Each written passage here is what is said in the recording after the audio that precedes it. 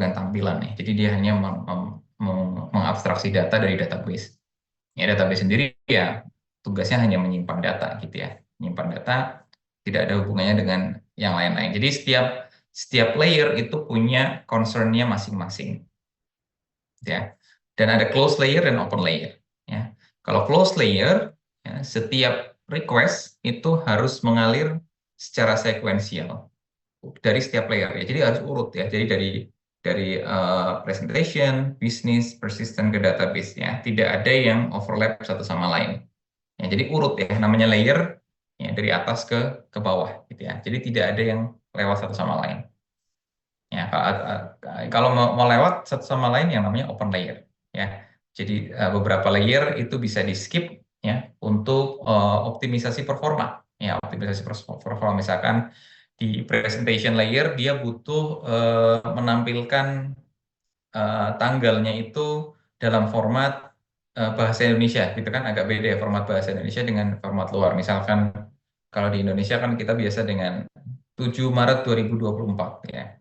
Kalau misalkan di US gitu ya, itu kan biasanya March 7th ya 2024 ya. Jadi ada apa namanya bulan yang dulu, kemudian tanggalnya pun ada TH kalau apa 4 ke atas gitu ya. Kalau satu first, second ataupun third. Jadi ada pola cara menampilkan yang berbeda yang membutuhkan dari presentation layer mungkin langsung mengakses ke eh, apa langsung mengakses ke persistent misalkan ya, cara menampilkan data yang berbeda gitu ya. Jadi ada skema-skema yang biasa mungkin dilewati atau layer-layer yang bisa di skip ya untuk bisa melakukan optimalisasi performa. Contohnya MVC ya, yang kita lihat yang di minggu yang lalu kita sudah mengenal model MVC atau model view controller ya, web applications di mana UI-nya memanggil business logic kemudian interact dengan database ya. Polanya, nah ini mungkin agak sedikit lebih eh, jelas gitu ya di yang lalu. Jadi setiap layer di sini ya punya komponen-komponen ya. Komponen bisa berarti kalau di sini kalau presentation bisa berarti HTML ya, series of HTML di sini bisa jadi series of JavaScript juga di sini, JavaScript yang mengurus tampilan gitu. Jadi ada komponen-komponen tampilan ya, komponen tampilan. Ini untuk menampilkan halaman dashboard, ini untuk menampilkan halaman user, ini untuk menampilkan halaman yang lain lagi ya. Kemudian ada business layer, ya business layer ini seperti controllernya gitu ya yang mengurusi bagaimana dia bisa menjembatani antara data dengan tampilan. Ya, kalau misalkan datanya perlu diolah dulu, ya misalkan eh, kalian di database itu punya data nilai, gitu ya, nilainya itu dalam angka, ya, dan tampilan adalah dalam huruf. Gitu ya, berarti kan si business layer ini yang harus mengolah dulu. Dia ambil dari persistence layer, ya, terus nanti ada if nilai lebih dari 90 maka A, else, if lebih dari 80 maka B, dan seterusnya. Ya, jadi bisnis layer yang akan mengolahnya, ya, di-convert untuk nanti dilanjutkan ke presentation layer. Ya. Persistence layer, ya, ini mengabstraksi database, gitu ya. Jadi tidak, apa namanya, kalau database-nya itu dalam MySQL boleh, mau dalam Postgre boleh, mau dalam MongoDB boleh, apapun database layer-nya, abstraksi tetap sama, gitu ya. Abstraksi di persistence layer tetap sama. Misalkan kalau misalkan data siswa itu ya dia memiliki nama, dia memiliki name, dia memiliki jenis kelamin dan seterusnya. Yang dia memiliki berbagai properties itu yang didefinisikan di persistence layer. Mau itu nanti disimpan di MySQL, di database layer, ataupun di Postgre, ataupun yang lainnya, ya itu terserah yang mengimplementasikan. Ya, atau terserah yang memiliki database, namun persistence-nya tetap sama. Jadi ini contoh dari layered architecture pattern. Ya. Oke, kemudian ada ini close layer ya dan request access. Jadi request itu tentu saja kalau close layer ya, close layer itu mulainya dari presentation layer. Jadi dari bukan mulainya dari presentation layer, tapi mulai dari layer yang paling atas ya. Ini contohnya aja layer arsitekturnya adalah presentation layer yang paling atas. Ya. Request masuk ya lewat presentation layer, diteruskan ke business layer. Kemudian business layer biasanya meminta data ya, membutuhkan model data ke persistence layer. dan kemudian dia ke database layer untuk mengambil datanya. Jadi ada apa namanya, ada urutan, ya, urutan sehingga dia dari layer yang paling atas tidak boleh langsung mengakses layer yang paling bawah. Jadi presentation itu nggak boleh di apa namanya, di implementasinya dia langsung select bintang from gitu ya. Jadi untuk ditampilkan di HTML nggak boleh. Dia harus eh, hanya fokus untuk menampilkan saja yang datanya berasal dari business layer. Ya, yang apa namanya, yang ngurusin pengambilan data itu ya dari business layer. Tapi business layer juga nggak bisa langsung eksekusi select bintang from ke database layer ya. Dia bisa pakai pakai database pakai data access object gitu ya. Nah, istilahnya DAO gitu ya, untuk eh, mengambil data dari database layer. Karena kalau misalkan dia pakai langsung query, select bintang from dan lain sebagainya, bisa jadi query itu berbeda dari MySQL, Postgre, MongoDB itu bisa jadi query-nya berbeda-beda gitu ya. Kalau dia langsung business layer langsung pakai query, maka kalau ganti database nanti pusing gitu ya. Kalau ganti database nanti maka tidak kompatibel lagi cara cara aksesnya. Maka dari itu business layer hanya mengakses apa yang sudah diabstraksi oleh si persistence layer gitu ya. Jadi apa namanya, eh, persistence layer inilah yang akan mengatur bagaimana bagaimana data ini direpresentasikan. Ya. Nah, kemudian dari persistence layer ya biasanya ada database data access object yang akan mengatur, oh kalau MongoDB ya, MongoDB itu cara mengambilnya seperti ini. Kalau MySQL cara mengambilnya seperti ini, Postgre dia punya support berbagai model database yang mana dia bisa nantinya ya switch gitu ya ke database satu ke database lainnya. Ya. Business layer nggak perlu tahu itu ya. Business layer apalagi presentation layer nggak perlu tahu itu. Ya. Yang menghandle itu adalah persistence layer untuk mengakses ke database layer. Database ya sudah yang menyimpan data. Jadi itu close layer dan itu urutan request aksesnya adalah ya dari close ya, close. Kalau ini close access. Ya, jadi dari satu layer ke layer selanjutnya itu satu persatu. Ya, beda sama open layers ya. Open layers ya. Open layers dia apa ada satu layer ya yang di open gitu ya. Ada satu layer yang di open yang dia bisa di bypass. Ya. Di sini ada contohnya kita masukkan satu services layer ya, services layer atau layer-layer layanan ya, layer layanan yang ini bisa jadi berguna untuk membantu sebelum ke persistence layer ya. Jadi open layer ini sebetulnya bukan bukan fully di open semua ya, tapi mix gitu ya. Jadi ada yang bisa di open untuk bisa di bypass ya. Jadi teman-teman juga jangan terpaku nanti kalau misalkan disuruh bikin layer layer arsitektur, jangan terpaku dengan komponen-komponen ini ya, karena komponen ini hanya contoh saja. Ya, komponen ini hanya contoh saja. Contohnya ada services layer, ya, service layer yang biasanya digunakan untuk membantu si business layer, ya, business layer untuk mengakses si persistence layer. Ya, misalkan business layer ini dia punya apa, punya eh, fungsi yang berulang-ulang, gitu misalkan pada si master misalkan ya, kalau kita bayangkan di si master di data bagaimana kita mengakses data mahasiswa ya, itu kan berulang gitu ya, ada eh, di sistem akademik, kemudian ada di sistem penjadwalan gitu ya, kemudian ada di sistem lainnya lagi, itu kan berulang ya cara aksesnya, dan mungkin semuanya itu menggunakan cara akses yang sama ataupun mendapatkan nilai huruf gitu ya, mendapatkan nilai huruf mungkin di setiap tempat akan menggunakan cara yang sama untuk menghitung nilai huruf gitu ya. Jadi daripada kita mendefinisikan berulang kali di business layer, ya kita punya satu service layer yang itu menampung fungsi-fungsi yang pada umumnya digunakan berulang kali. Gitu ya. Jadi kita punya namanya services layer. Ya, jadi eh, service layer itu seperti intermediary untuk menyimpan seperti fungsi-fungsi yang utilization yang akan sering dipanggil oleh business layer sehingga apa namanya, menghindari yang don't repeat yourself gitu ya, yang di minggu lalu saya sempat menyampaikan tentang arsitektur dry gitu ya, don't repeat yourself ya.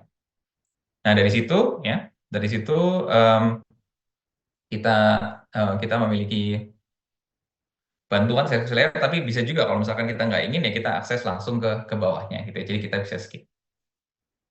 Oke. Nah, bagaimana contohnya layered arsitektur ini? Jadi di bukunya eh, Mark tadi, ini ada contoh ya.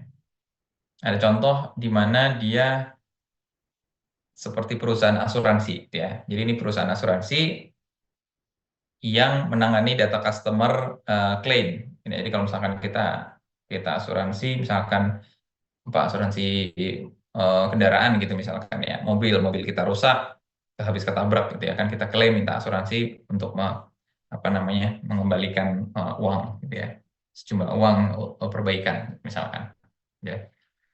Jadi ada yang namanya perusahaan asuransi tersebut. Nah ini bagaimana kita menggambarkan ini di layered arsitektur, contohnya ya, contoh layered arsitektur. Jadi masuk dari presentation layer ya, masuk dari customer screen ya, kemudian dari customer screen em, kita apa namanya ada customer delegate ya untuk misalkan kita ingin melakukan sebuah fungsi gitu di dalam tampilan customernya ya, kemudian dari customer delegate kita ke customer object ya, ke customer object untuk ya entah apa itu yang dibutuhkan customer ya. Ini prosesnya selalu bolak-balik ya, dari yang hitam ini itu layer ke bawah ya, kalau yang merah ini layer ke atas ya. Customer object, kemudian customer object memproses apapun yang dibutuhkan oleh si customernya ya.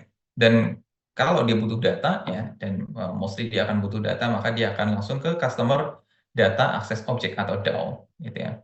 Data access object. Yang mana data access object ini yang memiliki fungsi untuk mengakses ke database ya. Database. Mungkin customer ini butuh order ya, ingin melihat order. Jadi dia butuh akses kedua data access object, yang mana itu adalah customer dan yang mana itu adalah order. Ya, mungkin bisa diibaratkan dua persistence layer ini adalah seperti representasi tabel ya kalau dalam MySQL. Ya, seperti ada representasi tabel ya, tapi ya ini diabstraksi lagi di level atasnya. Akses ke database dan kemudian database akan mengembalikan data gitu ya, dan kemudian data itu akan diteruskan ke business layer sampai nanti akan ditampilkan ke dalam sebuah presentation layer. Di business layer mungkin diproses lagi gitu ya. Mungkin data customer dan order ini untuk bisa ditampilkan, mungkin ordernya itu masih masih sangat raw sekali gitu ya, dan mungkin akan di grouping gitu ya, kemudian ditambahkan satu properties, misalkan ordernya tadi ada jumlah dan harga unit misalkan gitu ya, harga asuransi. Kalau misalkan dia di tampilannya itu ada total, maka kan otomatis kita akan menghitung totalnya terlebih dahulu sebelum dikirim ke dalam customer screen. Ya, jadi ada proses yang jadi di balik di ya di balik bisnis layer tersebut. Ya. Jadi ini contoh dari layer arsitektur. Nah, em, pola ini well known gitu ya. Pola ini well known dan not overly complex to implement ya. Seperti yang saya sampaikan minggu lalu ya. Well known sekali gitu ya. Sehingga UGM pun menggunakan list layer arsitektur ini di Seamaster ya. Mostly saya juga menggunakan ini untuk mendevelop aplikasi yang saya buat ya. Karena ini yang kita tahu gitu ya. Ini yang kita tahu dan ini yang kita pelajari. Mungkin di UGM ini pakai juga namanya Conway's Law. Ya, Conway's Law itu di mana apa namanya the connection ya, apa hubungan antara komunikasi company dan struktur organisasi and apa namanya dan bagaimana dia mendevelop software ya. Hubungannya ini di ini istilahnya namanya Conway's Law ya. Karena biasanya orang itu kalau kalau ditanyakan, kalau direkrut gitu ya, eh, kita buka rekrutmen perusahaan, dia antara dia itu bisa UI UX gitu ya, presentations ya, antara dia jago back end ya, jadi front end tadi presentation, back end bisnis ya. Biasanya back end juga urusannya sama database gitu ya. Jadi dia juga back end bisa database, tapi ada juga orang yang khusus menangani data ya kan. Ada mungkin data engineer gitu ya, data engineer yang hubungannya sama database. Ya. Jadi mungkin atau kalau misalkan bisa semua yang namanya full stack, gitu ya, namanya full stack. Jadi orang itu biasanya udah di kelompok-kelompokkan kan ya berdasarkan itu. Nah, maka dari itu si pola pola layer arsitektur ini sangat natural ya untuk pilihan para organisasi ya agar nanti aplikasinya di-develop secara layer arsitektur seperti ini ya. Karena ini sudah sangat sangat common uh, sangat common di berbagai uh, company gitu ya.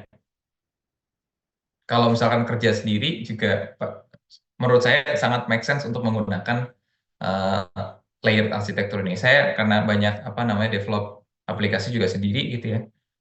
Itu apa namanya ya mostly saya akan langsung bergerak ke monolitik atau layered arsitektur ini karena jauh lebih simpel dan testingnya gampang gitu ya. Ekspektasi pekerjaannya juga jelas gitu ya. Karena apa komponennya saling berhubungan satu sama lain dengan predictable gitu ya, bisa diprediksi ya. Namun ada satu anti pattern ya. Jadi kalau istilahnya kan ini arsitektur pattern gitu ya, tapi ada juga yang namanya anti pattern ya, yang pola-pola yang itu tuh nggak baik gitu ya kalau diikuti ya, pola-pola yang tidak baik itu namanya anti pattern ya. Kita harus cautious dengan sinkhole anti pattern. Jadi ada namanya sinkhole anti pattern di mana request-nya yang antara layer-layer tadi ya itu tidak ada sesuatu yang bermanfaat atau tidak ada logik yang dilakukan ya. Jadi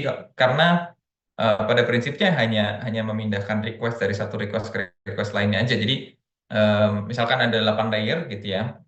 8 layer ternyata request antar layernya itu ternyata hanya kayak passing apa ya, passing message aja gitu ya. Sangat tidak efektif gitu ya. Jadi hanya passing message saja, saya butuh ini, saya butuh ini, saya butuh ini, saya butuh ini sampai ke ujung. Itu namanya, makanya namanya sinkhole, ya, sinkhole anti pattern. Ya. Jadi kalau misalkan bagaimana kita menganalisis bahwasanya kita tidak masuk ke dalam sinkhole. Nah itu ada apa aturan 20-80 atau 80-20 ya. Kalau di ekonomi namanya aturan Pareto ya, aturan Pareto. Tapi beda ya. Tapi sama-sama 80-20 ya. Jadi kalau di 80-20 itu harusnya ya 20% request itu simple pass-through processing ya. Jadi hanya 20 saja yang simple pass-through tadi.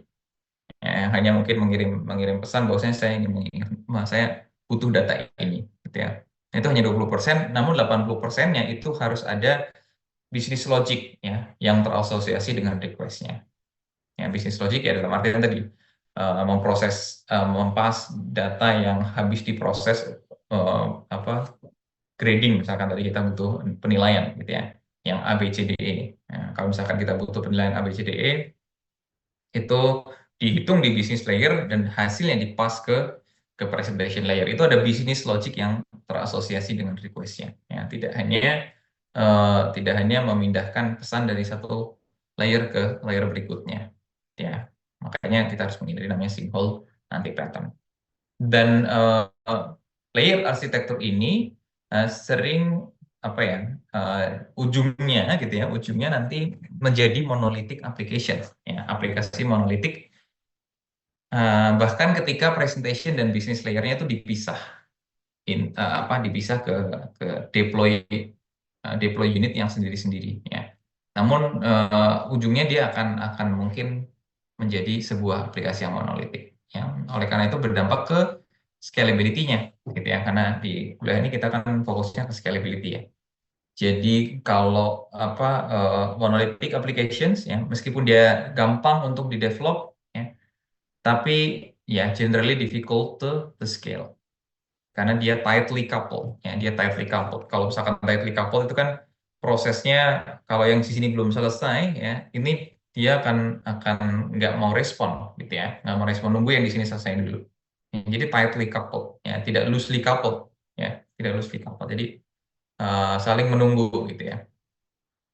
Ya, tapi ya bukan berarti ini tidak bisa di scaling, cuman generally difficult ya.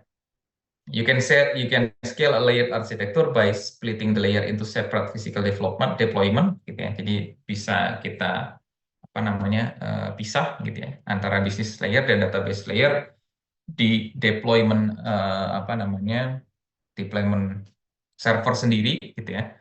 bisnis logiknya di tempat sendiri gitu ya. Kemudian ada load balancer untuk memprosesnya. Atau replicate entire application. Jadi aplikasinya itu ada di beberapa node gitu ya, beberapa node sehingga ketika orang masuk request gitu ya, dia akan dipisah ke node-node tertentu, tapi di node itu sebetulnya ya, itu aplikasi secara full ya, betul-betul di fully replicate gitu ya, fully replicate.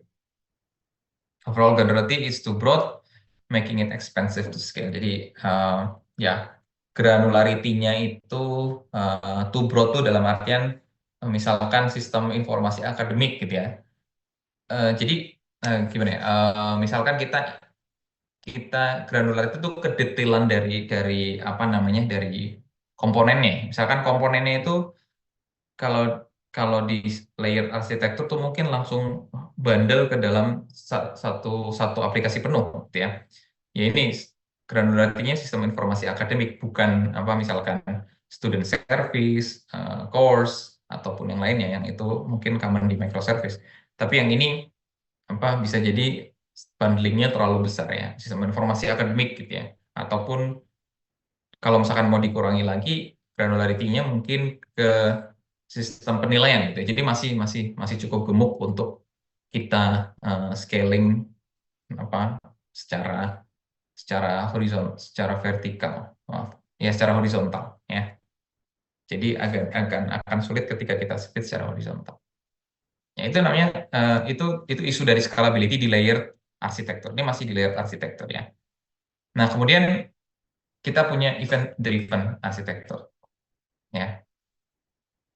Nah, event driven arsitektur ini dia menggunakan event ya untuk menggunakan event untuk apa namanya mendecouple tuh memisah-misah komponennya agar nanti bisa prosesnya itu terjadi secara asinkronus ya asinkronus tidak saling menunggu ya tidak saling menunggu ya kalau misalkan perkuliahan asinkronus itu kan teman-teman kuliah sendiri gitu ya saya sudah sediakan apa namanya materinya ada kuisnya silakan dikerjakan kapanpun kalian suka atau asalkan belum sampai deadline kan gitu ya. Ada yang mengerjakannya malam, ada yang mengerjakan siang gitu ya. Ada yang langsung dikerjakan gitu. Jadi apa namanya tidak sinkronus ya, asinkronus. Sehingga apa? Sehingga ya semuanya bisa berjalan, asumsinya semua bisa berjalan ya, namun tidak dalam satu waktu.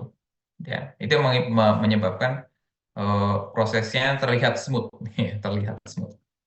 Ada dua topologi utama ya dalam event-driven arsitektur.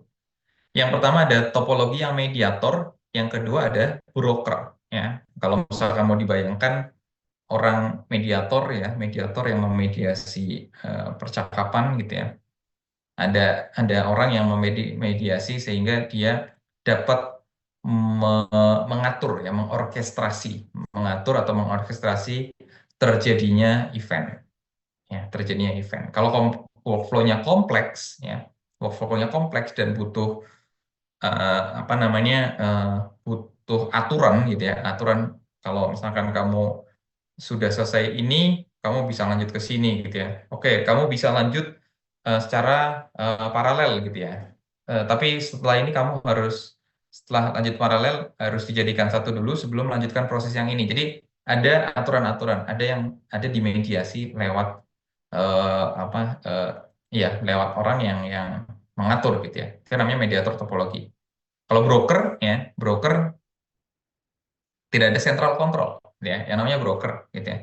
Namanya broker misalkan ada satu rumah dijual, siapa siapa yang apa ada 5 broker gitu, siapa yang laku duluan ya dia yang dapat apa rumahnya gitu ya. Dan broker yang dapat keuntungannya. Jadi tidak ada central controller di sini ya. Nah, ini cukup bagus untuk proses-proses yang terdesentralisasi, Jadi tidak tidak workflow-nya tidak kompleks gitu ya dan apa namanya prosesnya bisa dijalankan oleh berbagai node.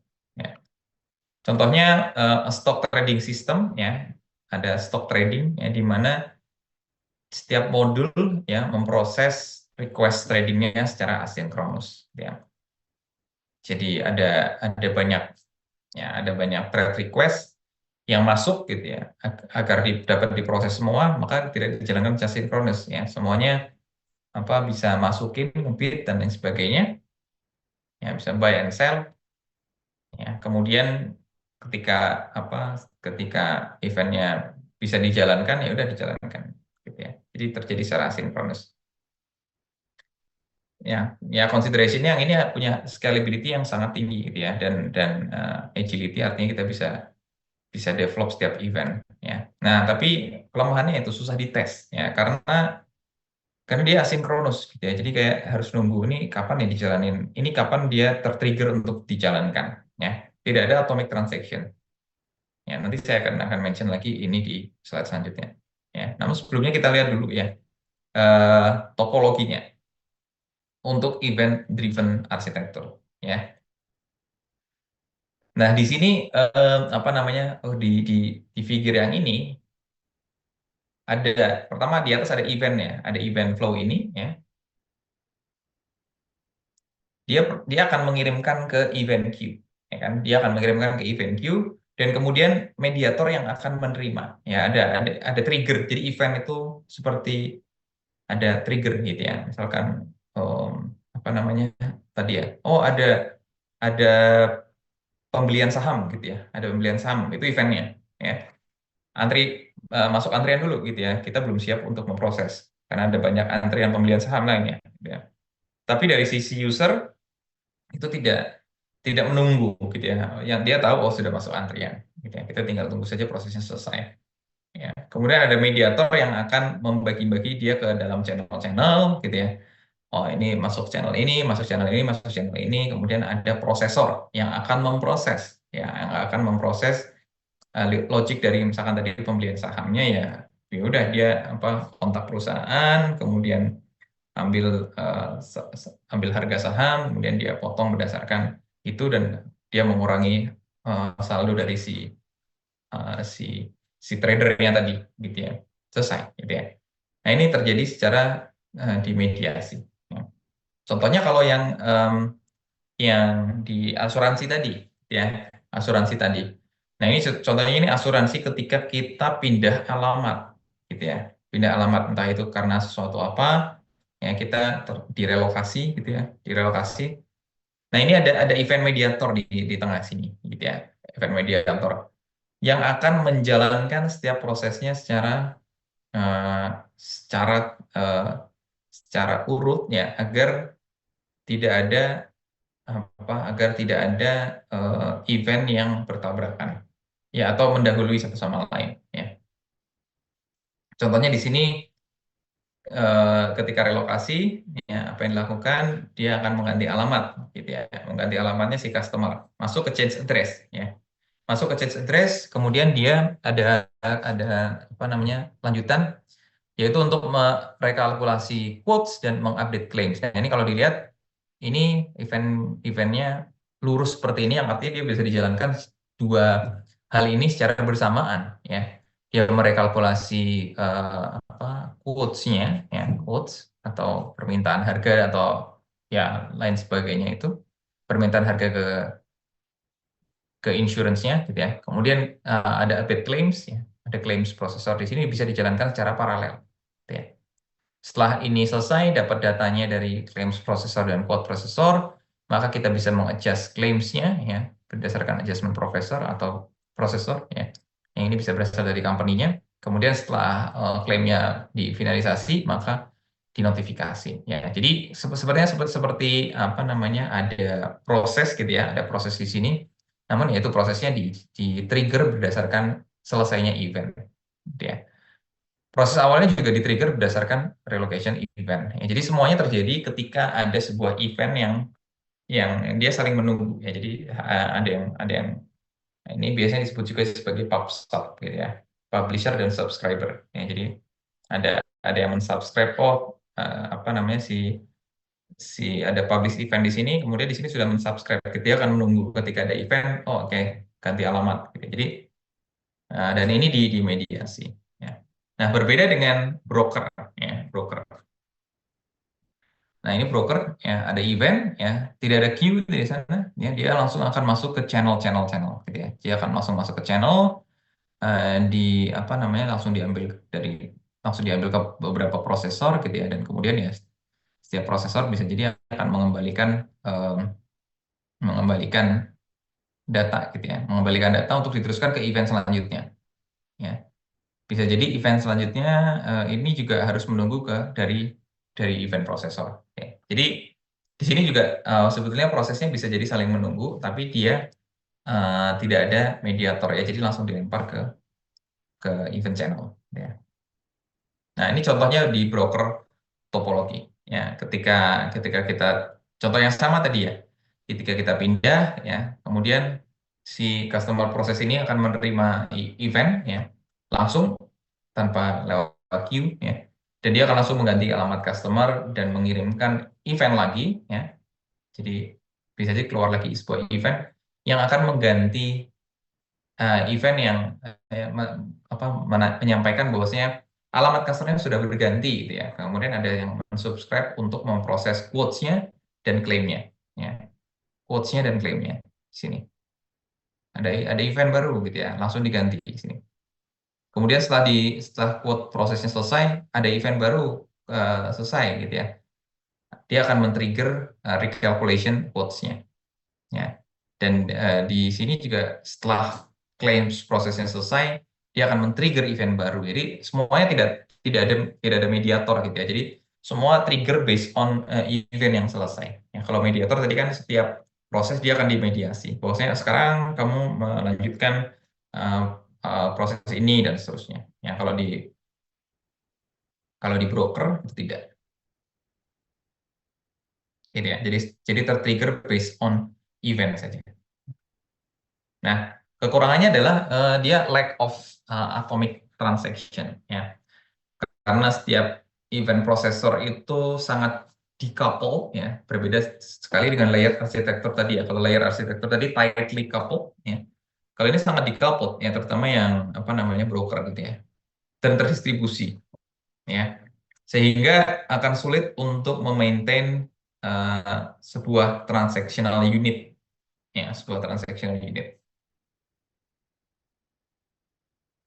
Ya, jadi ketika mendesain aplikasi dengan menggunakan pola ini, kita harus selalu berpikir gitu, eh, event mana yang bisa dijalankan secara independen dan mana yang harus menunggu, yang tidak bisa dijalankan secara independen. Ya. Dan kita harus merencanakan kedetilan event prosesor. Ya. Jadi apakah kita mau betul-betul sedetail kalau tadi ada insurance claim tadi, ya, apakah recalculation itu mau kita jadikan sebuah proses sendiri, gitu ya, dan tertrigger based on event, atau mungkin kita gabungkan saja gitu dengan apa yang atasnya, calculation tadi ya, misalkan ini karena dari calculation ya kan, mungkin apakah kita bisa gabungkan saja dengan proses yang di atasnya, misalkan customer proses ya sekaligus code proses dan claim proses misalkan, gitu ya. Nah, kita harus berpikir seberapa detail kita mau mecah prosesnya ya agar nanti tidak terjadi sangat terlalu detail atau selalu terlalu granular sehingga sulit dikontrol. Bahwasanya ini prosesnya memang sudah selesai gitu ya. Itu atau mungkin proses klaim si customer A itu sudah sampai tahap notifikasi, menotifikasi, dan ketika dia sampai tahap notifikasi memang sudah melalui proses rekalkulasi, proses quotes dan seterusnya. Ya, jadi untuk menilai bahwasannya dia itu betul-betul eh, apakah dia itu single unit satu atomic transaction itu sudah selesai, maka itu menjadi sulit kalau di sini. Ya, kalau kalian butuh eh, apa namanya butuh satu event besar yang harus dikerjakan secara single unit of work, gitu ya, maka mungkin ini bukan merupakan pola yang tepat untuk aplikasi. Ya, jadi memang memang harus melihat lagi, gitu ya. Oke. Kemudian ada ketika kalian membuat event driven, setiap prosesornya ya itu harus apa namanya eh, bagaimana kita membuat prosesnya ya, memaintain prosesnya dan menggovern artinya bagaimana kamu tuh kalau nanti selesai event itu menerima data apa sih dan akan mengeluarkan data apa sih gitu ya. Dan ketika kamu mengeluarkan data itu, kamu mau melemparnya ke event yang mana, sehingga event itu harus menerima datanya secara tepat gitu ya. harus harus bisa diterima dengan tipe data yang sama mungkin, kemudian maksimal panjang berapa dan seterusnya itu ada di kontrak. Jadi setiap proses itu harus punya kontrak agar antar antar antar pihaknya gitu ya, antar prosesnya itu bisa memproses data secara baik dan benar ya tanpa error dan seterusnya ya. Dan ada pertukaran data ya di situ sehingga format datanya juga harus disepakati. Apakah kita mau bertukar data dengan XML, dengan JSON ya dan seterusnya yang itu harus disepakati di dalam kontrak ya. Bagaimana kalau nanti diganti gitu ya? Ada improvement ya eh, harus disadari bahwasanya oh ketika saya mau ganti komponen ini gitu ya, maka mungkin akan terpengaruh juga dengan event yang lainnya. Apakah event yang lain ini juga akan tertrigger kita ketika kita mengganti di sini. Jadi ada versioning ya, ada pola versioning di sini. Sejak dari awal mendesain ya. Nah, scalability ini naturally achieved ya. Jadi ya langsung bisa di-achieve ya dengan pola yang seperti ini karena dia sangat independen ya komponennya dan dia decoupled ya. Dan setiap event prosesor dapat di-scale separately ya, dapat di-scale dengan apa namanya yang berbeda-beda ya, allowing for fine grain scalability. Jadi bisa sampai betul-betul fine grain itu ya kalau misalkan event yang kecil-kecil itu ya bisa yang ini bisa di scale sendiri, yang ini bisa di scale sendiri tergantung dari banyak request-nya. Oke, itu tentang scalability. Kemudian tentang microkernel. Oke, sebentar. Saya cek dulu. Make sure semuanya sudah ada. Oke, ada beberapa partisipan baru. Kita buka lagi absennya ya. Sambil saya istirahat. Ternyata apa ngomong online itu capek. Sambil saya istirahat, saya buka lagi si masternya. Silakan. Bagi yang belum absen, ya. Sepertinya sih hampir semuanya sudah. Sudah dua-dua.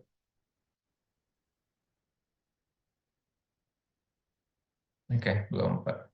Ya, 26. Padahal pesertanya 24. Termasuk saya. Oke. No worries, no worries.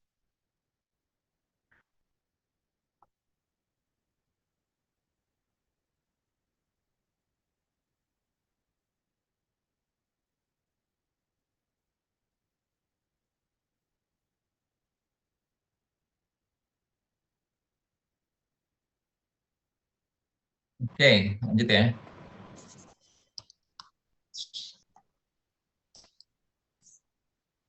Oke, lanjut kita ke microkernel. Kalau ada pertanyaan silakan ya, disampaikan. Kemudian kita akan masuk ke microkernel arsitektur. Ini kalau di minggu yang lalu seperti yang saya sampaikan itu plug-in arsitektur. Ya, jadi arsitektur yang dia dibangun agar memungkinkan orang lain untuk bisa ikut berpartisipasi ke dalam arsitektur softwarenya. Oke, ya. Deskripsinya. Ya.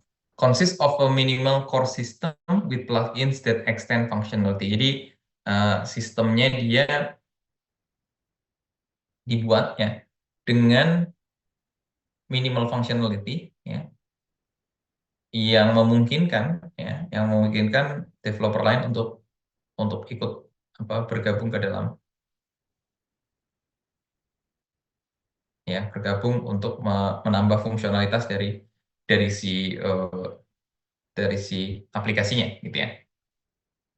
Contohnya, contohnya eh, saya nggak tahu teman-teman masih pakai Eclipse atau enggak ya. Eclipse Integrated Development Environment. Ini adalah untuk kita mendevelop aplikasi ya dengan menggunakan banyak bahasa pemrograman, salah satunya adalah Java. Ya. Basic editor ya, tapi bisa di-extend ke plugin-plugin yang macam-macam ya. Jadi kalau misalkan pengalaman saya ya, dia bisa untuk menggambar diagram gitu ya. Jadi awalnya dia desain untuk membuat sebuah bahasa pemrograman Java gitu ya.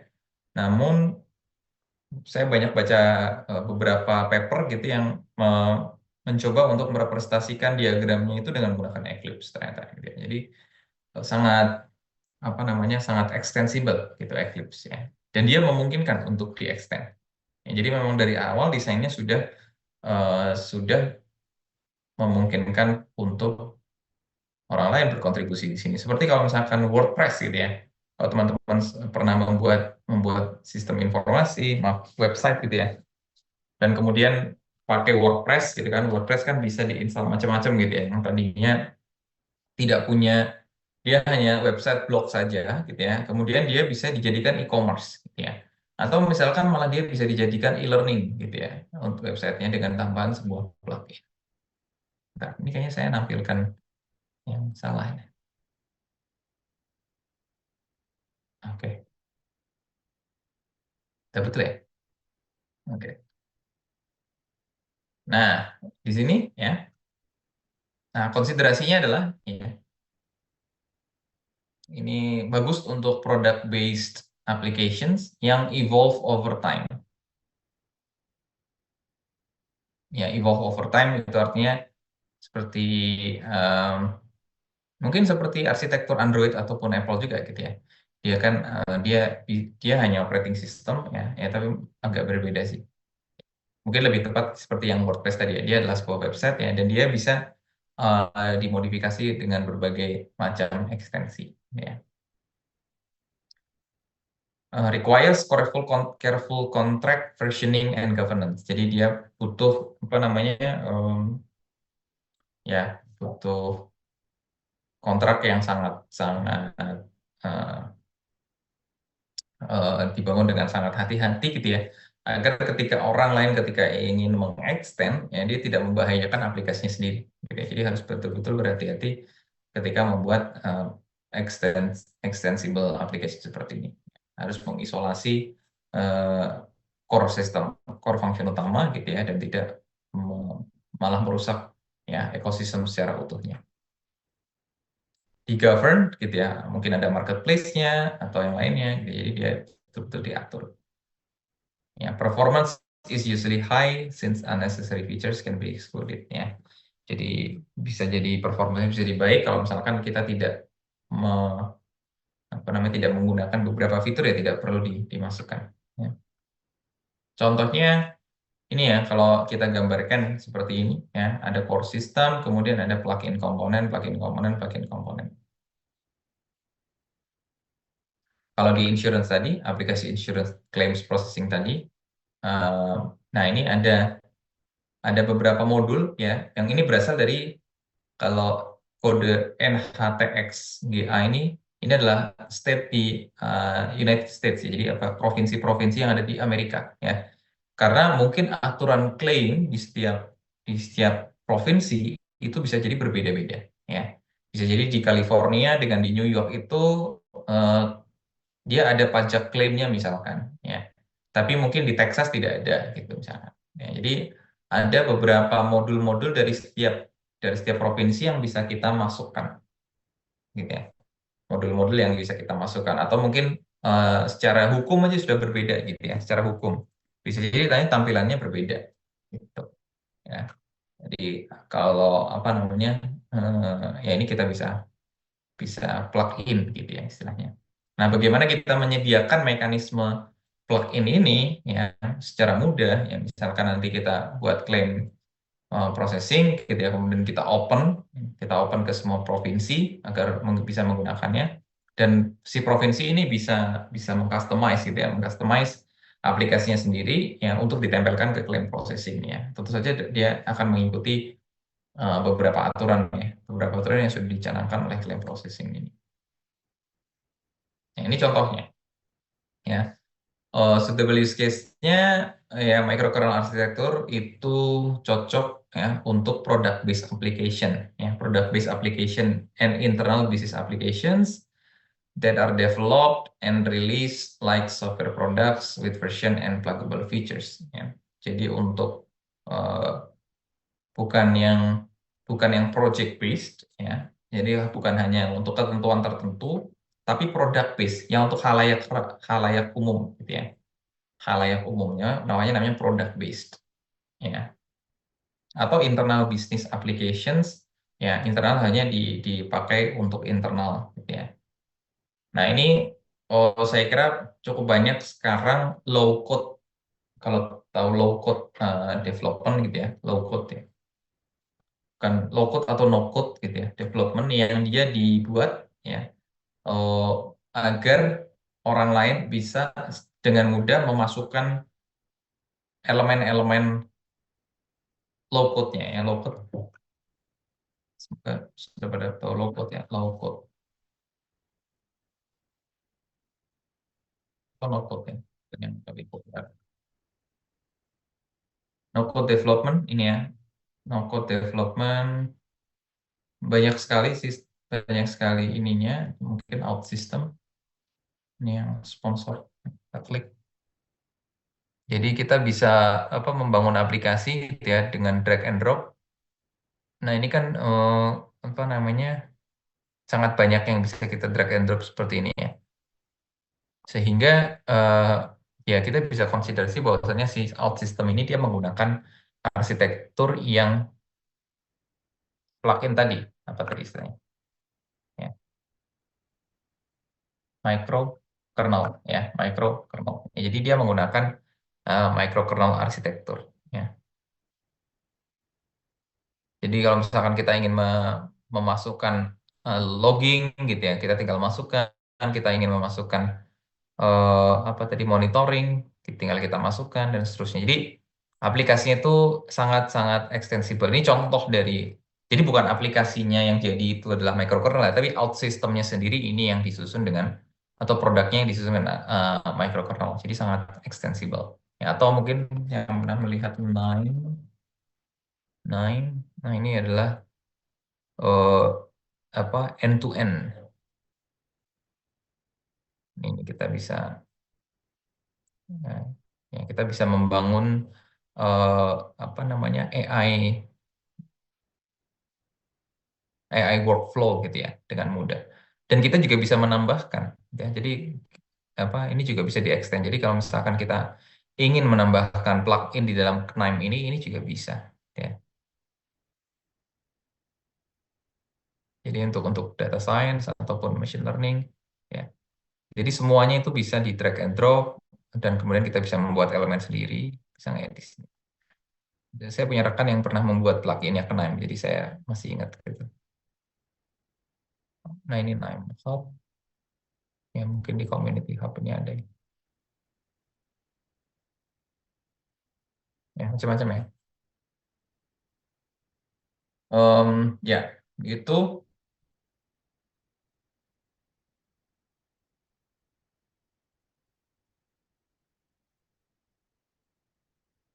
tentang microkernel ya, dia product based application ya. Tapi seperti tadi ya kita punya out system tadi dan KNIME contohnya with versions and pluggable features. It is a good choice as a starting architecture for product-based application, especially when releasing additional features over time and controlling which users get which features. Jadi apa namanya? Ya bisa juga kita berpikir seperti premium features dan non premium gitu ya. Jadi kalau misalkan premium maka yang disajikan di aplikasinya itu yang punya plugin ini gitu ya. Kalau misalkan nggak premium yang tidak memiliki. Jadi ketika dia ganti jadi premium kita tinggal plugin aja si eh, si fitur tersebut gitu ya. Mari juga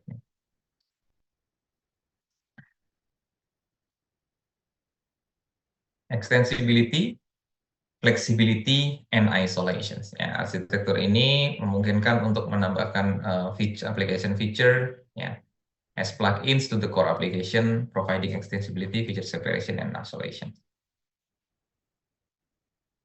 Ya, kalau di WordPress ya, kalau kita butuh e-commerce di website kita, gitu ya, ya kita bisa tambahkan WooCommerce gitu ya, install saja WooCommerce gitu ya, kemudian kalau nggak butuh ya tinggal dihapus dari ininya gitu ya. Dan isolation ya, kalau blog sendiri, e-commerce sendiri gitu ya. Jadi ada pemisahan di situ. Ya. Embedding in other architectures ya, microkernel bisa di-embed atau digunakan sebagai bagian dari pola arsitektur yang lain yang kita tadi udah lihat. Gitu ya. Kita bisa mengembed ke layer arsitektur, bisa di event processor components, di dalam event-driven ya arsitektur dapat juga diimplementasikan dengan menggunakan pola arsitektur yang microkernel.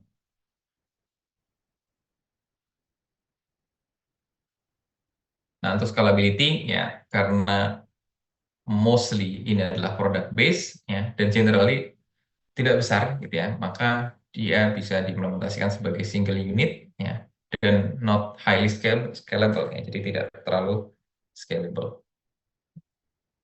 Scalability can sometimes be provided at the plugin feature level ya, but overall this pattern is not known for producing highly scalable application. Bisa disediakan lewat feature level yang apa namanya di plugin ya gitu ya. Di pluginnya well dia bisa scalable sendiri gitu ya. Tapi ya overall dia oh, untuk menjadi scalable ya memang kalau ingin mendevelop yang highly scalable application plugin bisa ya, tapi mungkin dengan konsiderasi dengan apa, whole sistemnya di eh, apa namanya secara utuh whole sistemnya, kemudian setiap plugin-pluginnya dibuat scalable seperti itu. Nah, kemudian yang cukup terkenal ya namanya microservice architecture yang sudah disebutkan juga beberapa kali ya.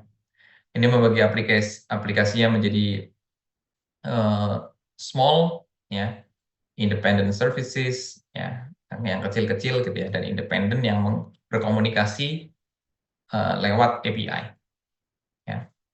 Topologi yang umum ya API atau Application Programming Interface gitu ya, mungkin saya yakin semuanya udah tahu API ya. Topologi yang umum yaitu adalah API REST-based topologi ya. API REST-based yang kecil self-contained service atau application REST-based topologi ya. Business application dengan service yang decoupled atau centralized messaging topologi. Centralized messaging topologi yang menggunakan lightweight message brokers untuk berkomunikasi. Jadi untuk berkomunikasi dia pakai message broker. Nah, ini apa namanya yang harus kita hindari ya. Itu membuat service dependensi antar servicenya itu sangat apa namanya eksesif gitu ya. Sangat apa ya? Sangat sangat ketat gitu ya antar antar servicenya gitu ya. Atau menggunakan database yang di-sharing gitu ya. Di-share database sparingly to prevent coupling yang apa? Sparingly itu ya berarti eh, apa namanya tuh ya tidak apa namanya eh, tidak jadi share database-nya tidak selalu digunakan gitu ya. Jadi apa namanya hanya untuk sekali-kali saja gitu ya. Nah, ini kita harus harus hindari ya. Contohnya di sini adalah arsitekturnya Netflix ya, di mana setiap service authentication, ya, recommendations atau billing ya itu ditangani secara independen di service masing-masing ya, yang itu di-deploy juga di server masing-masing dan itu bisa di scaling masing-masing pula gitu ya. Nah, ini contoh polanya ya, ini contoh polanya ada request ya, client request itu masuk ke user interface layer dan setiap request akan diteruskan ke service komponen yang memang menangani apa namanya request tersebut gitu ya, secara beda-beda. Nah, kalau API REST-based topologi ya, REST itu apa namanya itu pola pola requestnya ya. Jadi kalau kita lihat apa namanya REST ya, REST API gitu. Nah, REST itu apa yang seperti apa ya? Kalau kalau diibaratkan dia sebagai pola ininya ya, pola saya sering menggunakan tapi apa namanya sulit untuk dikomunikasikan gitu ya. Jadi apa namanya REST ini ya ibaratnya kita punya punya pola oh, request and response gitu ya. Kalau misalkan saya mau pakai contohnya aja ya, misalkan saya mau mau mengambil data cuaca ya. Ini saya baru saja apa namanya menggunakan gitu ya, baru saja namanya Weather API ya, Weather API. Di sini saya bisa apa namanya bisa mengambil data current weather ya, current weather cuaca hari ini ataupun eh, historical gitu ya. Nah, ini waktu itu saya ingin mencoba mengambil data historical untuk memprediksi apa namanya untuk memprediksi apakah apakah dimungkinkan ada nyamuk demam berdarah gitu. Itu kan berdasarkan climate gitu ya, berdasarkan climate. Kalau misalkan dia hujan dan seterusnya, bisa jadi dia apa namanya ada kemungkinan nyamuk demam berdarah tumbuh di area tertentu gitu ya. Nah, ini kita gunakan si apa weather API ini untuk mengambil salah satu parameternya. Nah, bagaimana kita melihat itu ya, kita tinggal apa namanya tinggal ke API-nya gitu ya. Kemudian ada documentation-nya biasanya ya di sini. Nah, ini menggunakan REST base ya. Jadi ada apa namanya ada aturan-aturan ya, ada aturan-aturan yang kita harus patuhi ya. Pertama, oke, kemana requestnya, terus kemudian apa saja parameternya, gitu ya. Ada apa saja parameternya, kemudian ada responsnya yang biasanya dikirimkan dalam bentuk JSON seperti ini, gitu ya. Ini kita bisa menggunakan REST-based architecture, gitu ya. Jadi ada aturan-aturan tertentu, gitu ya. Jadi dari klien tadi, saya lihat mau mengakses API.OpenWeatherMap-nya tadi, ya, dengan application programming interface ya. Kemudian untuk berkomunikasi dengan beberapa service tadi, misalkan yang current weather atau historical gitu ya, ataupun yang lainnya gitu ya. Ya, dia akan pergi ke masing-masing service gitu ya. Ya, komunikasinya dengan menggunakan REST ya. Parameternya butuh apa, kemudian nanti akan dikembalikan dalam dalam apa bentuk apa pula gitu ya. Di situ akan dilihat gitu ya. Di dalamnya ada service komponen ya, yang mungkin di dalamnya ada beberapa modul tertentu. Ya, ini API REST based topology. Ada yang namanya application REST based topology. Ini sebenarnya saya belum ganti gambarnya ya. Kita application REST based topology. Saya coba ambilkan, sepertinya gambarnya salah.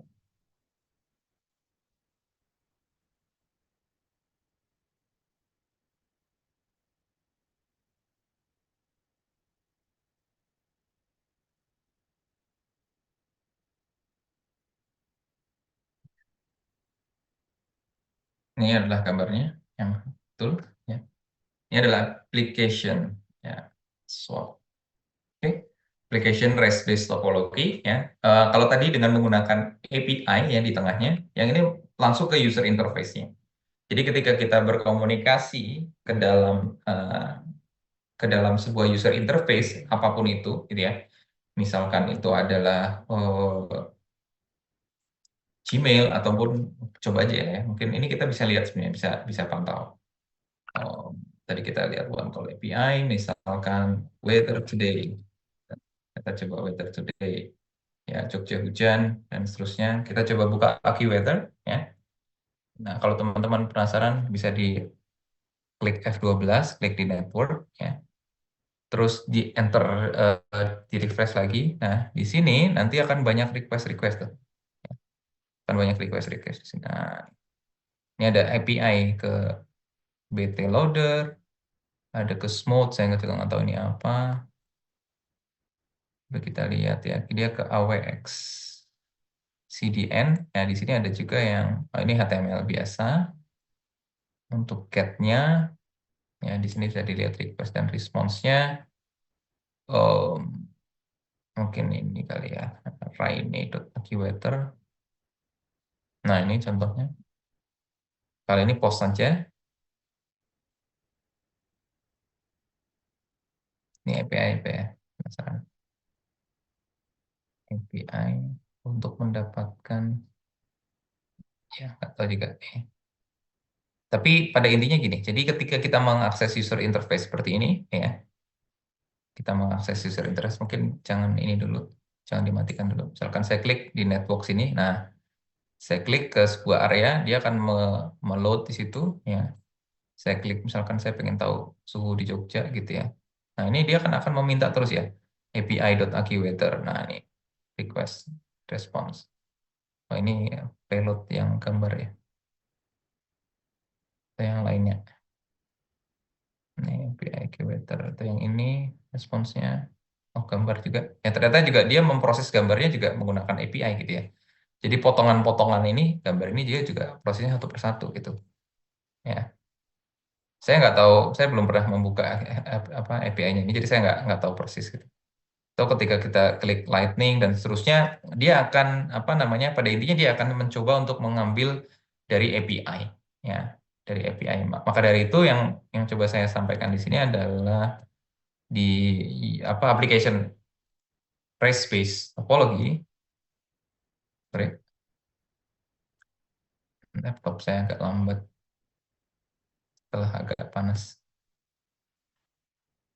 Oke, di sini ya. Application REST based topology. Yang tadi kita sebagai klien ya, kita request ya, ada user interface ya di weather tadi ya, di weather map tadi. Dan ketika kita mengakses user interface-nya, sebetulnya user interface-nya itu selalu akan berkomunikasi ke berbagai service, gitu ya. Berbagai service dengan apa? Dengan REST juga ya. Dia mengirimkan sebuah request ya dan akan merespons dengan sesuatu. Tadi ada yang ternyata untuk loading map itu dia dia potong-potong gitu ya. Jadi tidak tidak dari satu centralized service, tapi dia banyak service potongan-potongan itu nanti digabungkan ke dalam gambar gitu ya. Menarik juga ya. Jadi kita selalu bisa memantau itu dengan menggunakan si F12 tadi ya. F12 kalau di browser itu akan membuka apa konsol atau developer developer konsol ya.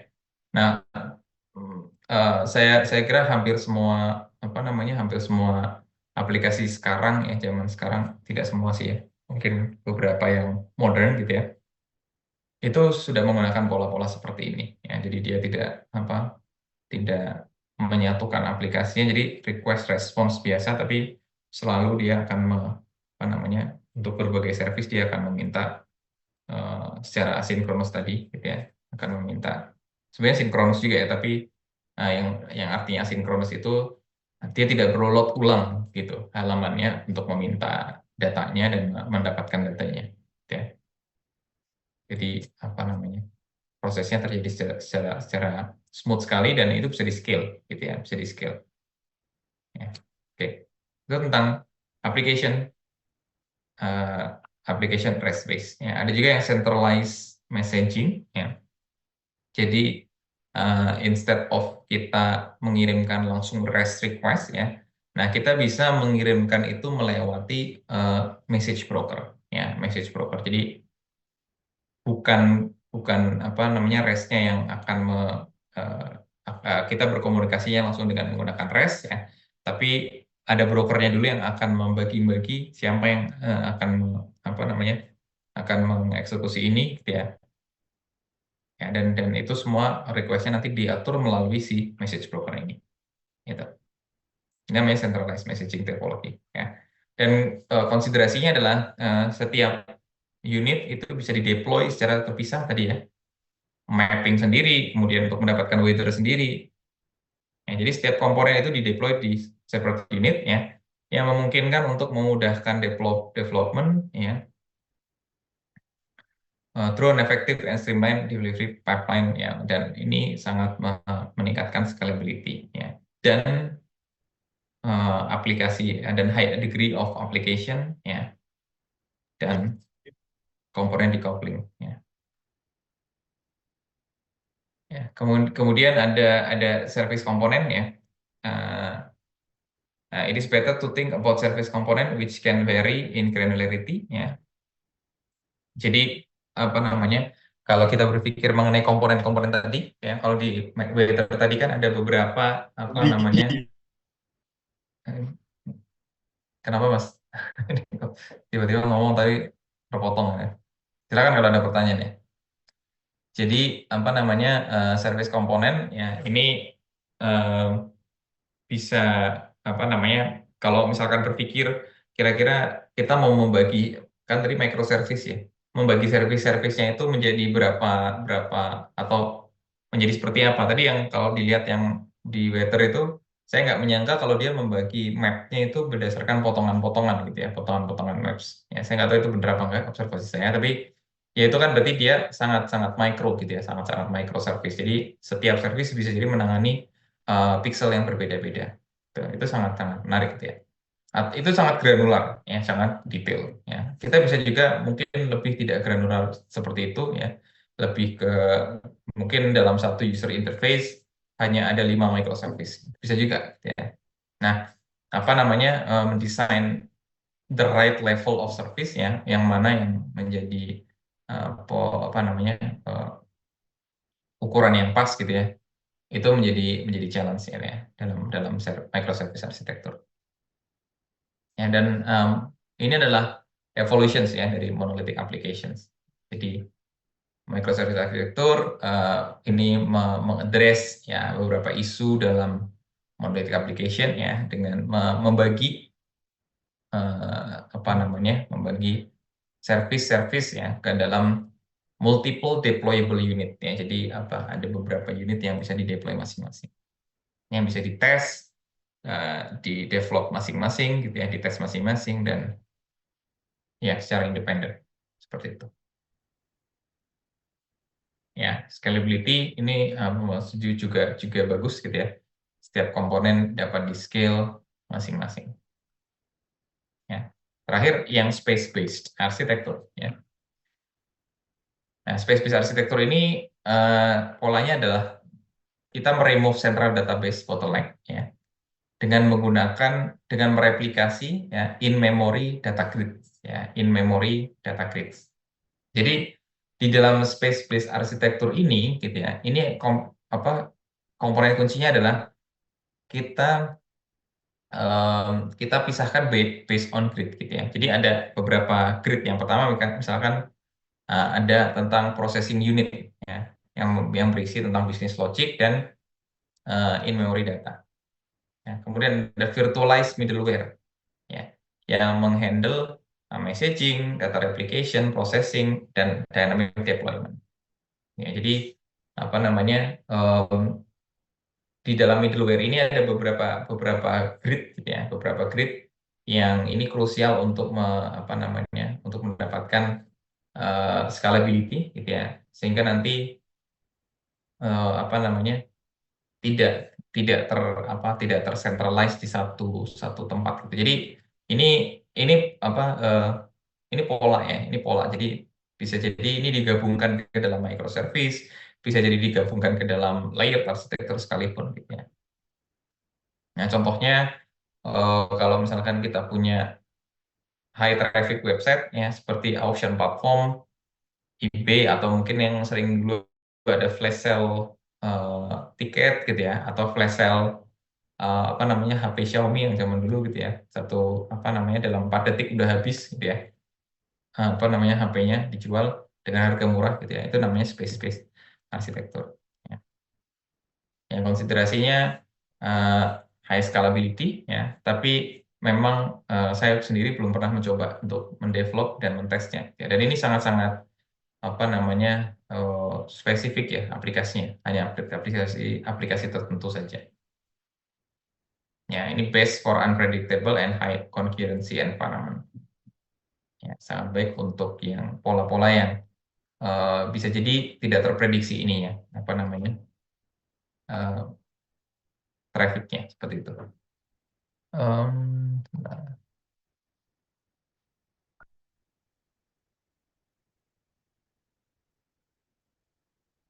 Ya, saya masih mic-nya. Oke, nah ini contohnya gitu ya. Jadi ada virtualized middleware yang punya beberapa grid tadi. Jadi ada processing unit gitu ya. Kemudian ada uh, virtualized middleware yang dia akan memiliki beberapa grid untuk memproses messaging, data, dan processing. Oke, ya. Jadi pola ini yang memang uh, didesain ya untuk menangani dan menyelesaikan masalah scalability dan concurrency ya. Dan ini useful untuk applications yang punya apa unpredictable ya usernya. Kemudian scalability-nya juga tinggi ya, yang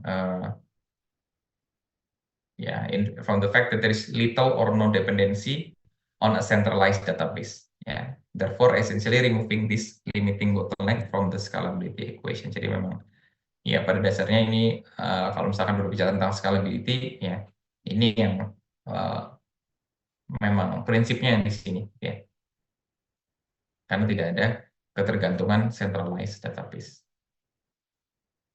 Nah, jadi kalau misalkan dilihat summary-nya ya kita tadi berbicaranya mungkin lebih ke scalability gitu ya. Tapi kalau mungkin mau dilihat yang poin lain juga bisa. Gitu ya. Kalau scalability yang layer masih kurang ya.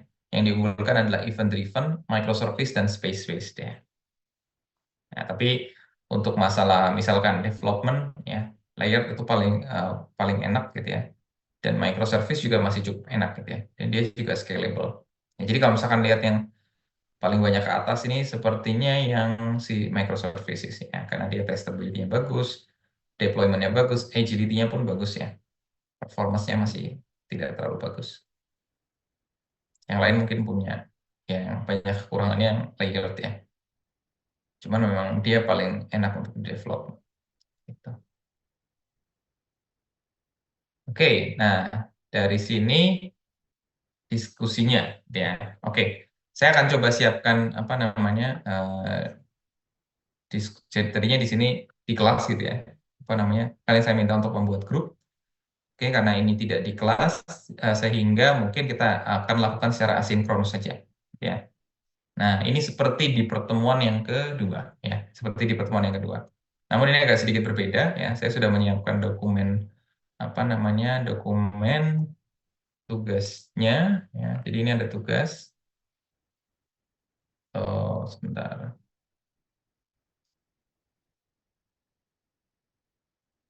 Oke. Eh, kalian prefer dibuatkan grup atau saya buatkan? Sorry. Kalian prefer untuk membuat grup sendiri atau saya buatkan?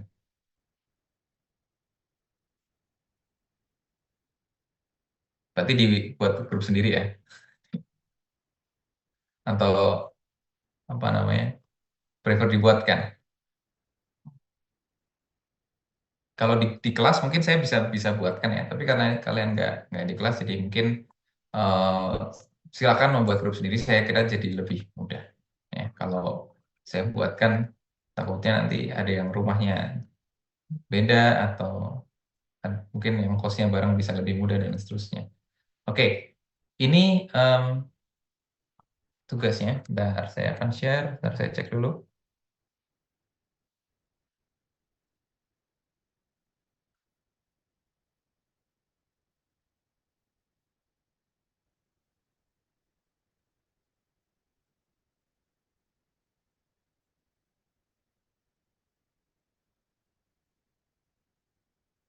Oke, ini apa namanya untuk yang harus kalian kerjakan ya. Nanti akan saya share slide, kemudian recording dan eh, apa namanya deskripsi tugas ini, gitu ya. Jadi kalian bisa lihat, cek lagi agar tidak ada apa yang terlewat, gitu ya. Jadi objektifnya, mohon maaf saya menggunakan bahasa Inggris ya, agar saya nggak buat dua kali karena saya mengajar IUP. Ya, saya akan kalian semua cek ulah bahasa Inggrisnya. Objektif ya, ya kalian harus membuat grup, gitu ya. Eh, apa tujuannya adalah jadi kalian bisa membuat diagram-diagram dari pola-pola ini ya. Karena ketika kalian membuat diagram itu kalian bisa menggambarkan sistem gitu ya. Kayak apa one picture explain thousand words gitu ya. Jadi kalian bisa menggambarkan dan itu bisa menyajikan oh ini tuh sistem kalian gitu ya. Nah, sebenarnya sebelum kalian membuat diagram, kalian harus menentukan kalian mau mendesain sebuah software apa, gitu ya, sebuah software. Either one you know or a new idea. Jadi bisa jadi ini yang kalian tahu, misalkan kalian oh Netflix gitu, itu kan kalian tahu gitu ya. Atau kalian buat ide baru gitu ya. Ide baru, saya membuat sistem eh, apa KRS yang lebih baik misalkan gitu ya. Itu itu boleh silakan. Ya. Explain how a key feature in your system would work in that architecture. Jadi apa namanya? Misalkan kalian mendesain tadi apa sistem KRS, berarti dengan menggunakan microservice saya akan memecah fitur-fitur ini menjadi beberapa service ini, service ini gitu ya. Dan keunggulannya adalah ini gitu ya. Jadi ada one advantage and one challenge of using that pattern. Jadi oh ternyata apa namanya advantage-nya kalau menggunakan ini adalah bisa di scale, challenge-nya apa namanya sulit untuk di apa namanya di develop misalkan ya. Nah, yang penting adalah the goal is not to build a fully functional system ya. Tidak goalnya kalian tidak membuat satu satu sistem yang besar gitu ya. Kalian tidak perlu membuat sistem rumah sakit, wah itu bisa jadi apa tugas 6 bulan gitu ya. Tapi tugas kalian adalah membuat satu fitur saja gitu ya. Misalkan satu fitur yang kalian rasa ini cocok nih kita kita representasikan dalam berbagai bentuk arsitektur gitu ya. Nah, dibuat grup bisa 3 sampai 4 silahkan gitu ya. 3 sampai 4. Jadi saya membebaskan kalian untuk membuatnya. Saya yakin mungkin organize yourself akan lebih baik ya. 3 sampai 4 ya kalau apa namanya ya apa tidak belum dapat sampai 3 sampai 4 mohon dicari gitu ya. Jadi minimal 3 ya. Karena kalau kalau individual ataupun dua gitu pecahannya jadi banyak gitu ya. Pecahannya jadi banyak sehingga nanti mengkoreksinya juga jadi lebih banyak ya. Ataupun nanti karena harapan saya juga akan ada presentasi di akhir nanti ya. Sehingga juga nanti tidak terlalu banyak grup kelompok yang presentasi ya. Oke, yang pertama setelah kalian buat grup ya, kalian definisikan software sistemnya ya. Choose your system, anything ya. Anything kalian bisa buat apapun itu ya. Ini sebenarnya self-explanatory sih ya, step-stepsnya. Jadi kalian bisa baca sendiri sebenarnya. Tapi nggak apa-apa, saya jelaskan aja. Kalian tuliskan 1 sampai 2 kalimat gitu ya tentang apa yang bisa bisa dicapai oleh sistem kalian atau tentang sistem kalian ya. Kemudian kalian list fitur-fiturnya apa saja ya. Nah, selanjutnya step 3 dan selanjutnya kalian terapkan setiap arsitektur tadi ya. Digambar, kemudian dijelaskan dan dijelaskan juga keuntungan dan kekurangannya. Oke, itu di setiap arsitektur ya. Dengan sistem yang sama ya. Jadi sistem yang sama itu bisa direpresentasikan dalam berbagai pola arsitektur ya. Oke, step 4 group presentation and class discussion ini minggu depan ya. Silakan ini nanti di presentasikan di minggu depan.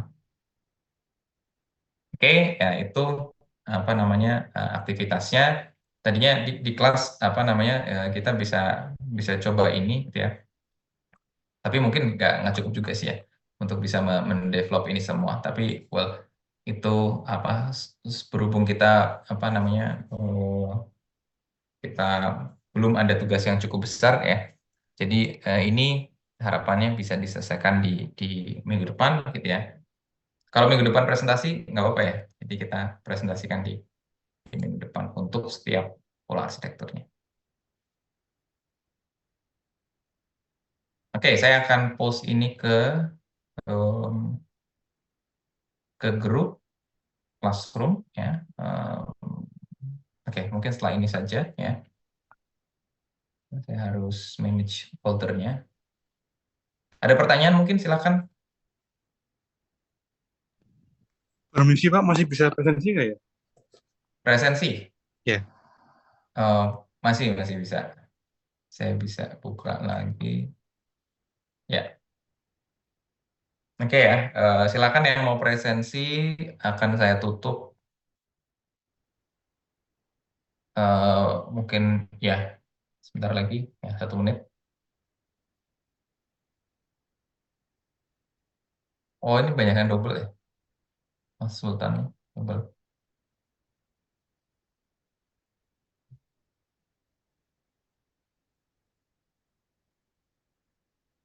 Ya.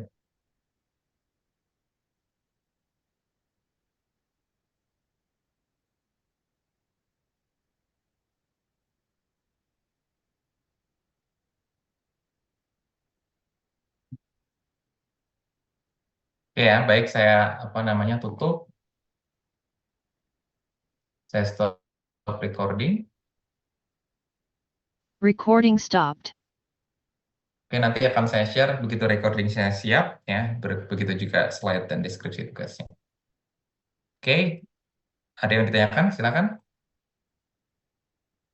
Kalau nggak ada, silakan siap-siap berbuka puasa. Saya juga mau siap-siap buka puasa. Saya akhiri. Terima kasih. Assalamualaikum warahmatullahi wabarakatuh. Terima kasih, Pak. Waalaikumsalam warahmatullahi Waalaikumsalam wabarakatuh. warahmatullahi wabarakatuh. Terima Terima kasih, kasih, Pak. Pak.